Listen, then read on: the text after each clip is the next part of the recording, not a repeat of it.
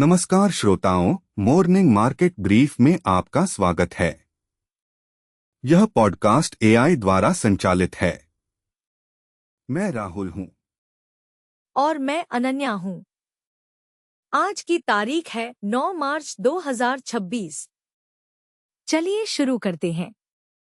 आज के market overview में हम सेंसेक्स और निफ्टी 50 पर नजर डालेंगे।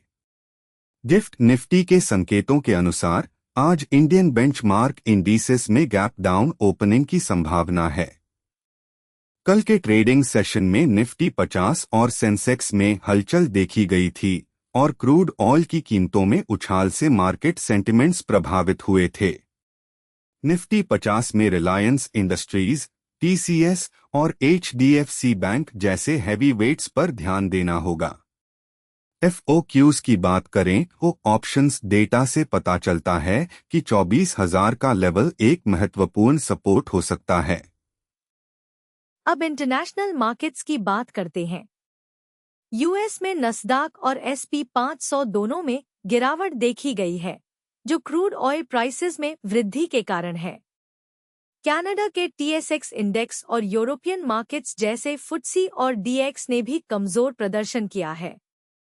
एशियन मार्केट्स में निक्के और हैंग सेंग दोनों में गिरावट दर्ज की गई। कमोडिटीज की ओर गोल्ड की कीमतें बढ़ रही हैं, लेकिन ऑयल में अत्यधिक उछाल देखा गया है। करेंसीज में यूएसडी ने अन्य करेंसीज के मुकाबले मजबूती दिखाई है। आइए अब कुछ प्रमुख इंडियन कॉरपोरेट स्टोरीज की ओर बढ़ते हैं। रिलायंस इंडस्ट्रीज ने अपनी रिन्यूएबल एनर्जी प्रोजेक्ट्स में बड़े निवेश की घोषणा की है। इन्फोसिस ने एक नए डिजिटल ट्रांसफॉर्मेशन डील पर हस्ताक्षर किए हैं। एचडीएफसी बैंक ने अपने क्वार्टरली अर्निंग्स में मजबूत ग्रोथ दर्ज की है। टाटा मोटर्स के इलेक्ट्रिक व्हीकल्स सेगमेंट में अच्छी ग्रोथ देखी जा रही है। और आखिर में आईटीसी ने अपने एफएमसीजी सेगमेंट में एक्सपांशन की योजना बनाई है। अब कुछ अंतर्राष्ट्रीय कंपनियों की बात करें। एप्पल ने अपने नए प्रोडक्ट लॉन्च की तारीख की घोषणा की है। टेस्ला ने अपने इलेक्ट्रिक व्हीकल्स की प्रोडक्शन को बढ़ाने का निर्णय लिया है। सैमसंग ने अपने चिप मैन्युफैक्चरिंग कैपेबिलिटीज को एक्सपैंड करने की योजना बनाई है। और वॉल्क्सवैगन ने यूरोप में अपनी इलेक्ट्रिक व्हीकल्स की सेल्स में वृद्धि की है। अब इकोनॉमिक्स और जियोपॉलिटिक्स की बात करें। आरबीआई की मॉनेटरी पॉलिसी पर सभी की नजरें टिकी हैं, खासकर ऑयल प्राइसेस में उछाल के कारण। यूएस में फेडरल रिजर्व की अगली मीटिंग पर भी ध्यान देना होगा, क्योंकि इन्फ्लेशन कॉन्सर्न्स बढ़ रहे हैं।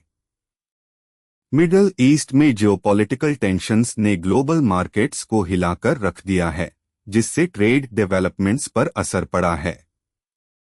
आज के मुख्य टेकअवेज में निवेशकों को ऑयल प्राइसेस के उछाल और मिडिल ईस्ट टेंशन्स पर ध्यान देना चाहिए। इंडियन मार्केट्स में गैप डाउन ओपनिंग की संभावना है, इसलिए सावधानी से निवेश करें। एफआईआई और डीआईआई के फ्लोज पर भी नजर रखना महत्वपूर्ण होगा। आज के अपडेट से यह समाप्त होता है। मुझे उम्मीद है कि आपको उपयोगी जानकारी मिली। कमेंट्स में अपने विचार जोड़ें और ऐसे अपडेट्स के लिए फॉलो करें।